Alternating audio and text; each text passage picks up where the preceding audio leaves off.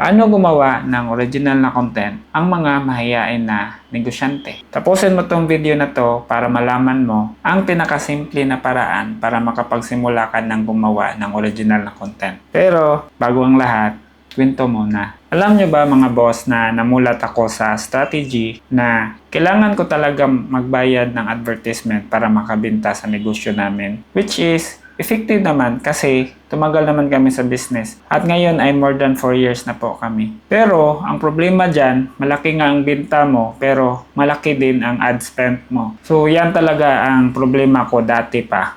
At hindi ko talaga siya maiwan-iwan. Kaya ang solusyon ko dyan ay gagawa ako ng mga original na content. Dahil yan na po ang labanan ngayon. And even 10 years from now, gagana at gagana pa rin ito. Kaya ito na ang paraan. Paano ka magsimula na gumawa ng original na content kahit na ikaw ay mahiyain? Number 1, start on what you have. Pwede ka nang mag-start agad gamit ang mga bagay na meron ka ngayon. Una, kung meron kang cellphone ngayon, pwede mo na yung gamitin para makapag-vlog. Mag-record ka lang sa mga daily na ginagawa mo sa iyong negosyo. Tapos yan, pwede mo nang gamitin para sa iyong pagko-content.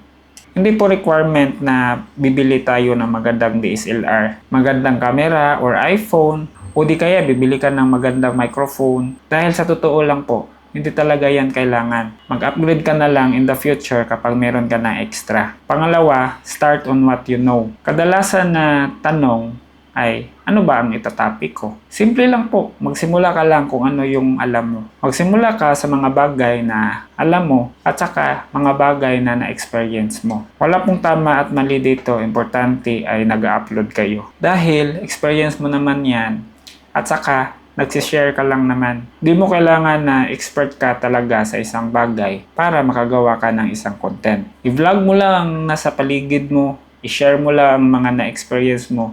Pwede na yun. Huwag ka nang mag-isip ng ano pa. Never listen to distractors. Yes po, tama po. Huwag kang makinig sa mga kapitbahay mo, kaibigan mo, kakilala mo, na pinagtatawanan ka, at kung ano-ano pa yung mga sinasabi nila dahil nakita ka nilang nag-upload ka ng mga videos. Dahil wala ka talagang mapapala dyan, hindi ka rin nila tutulungan na magbayad sa mga bills mo. Ang mahalaga ay alam mo kung ano ang iyong purpose, kung bakit ka nag-upload ng mga videos. Case in point, gusto mo lang talaga na makatulong sa iba. Nagsishare ka lang ng iyong mga experiences. Or type mo lang talaga. Or baka, number 1 reason, like for me, is dahil sa marketing. Libre po ang marketing dyan. So, bahala na sila kung ano pang sabihin nila. Wala na tayong magagawa doon. So, kung trip mo talaga na gumawa ng original na content, gawin mo na. Ura mismo. Dahil, yung mga tao na yan na kinukutya kanila, dahil nabubulol ka or dahil sa kaya mo na ngayong mag-video at saka mag-post ka online, ang totoo po dyan, gusto rin nila ang ginagawa mo. Kaso nga lang,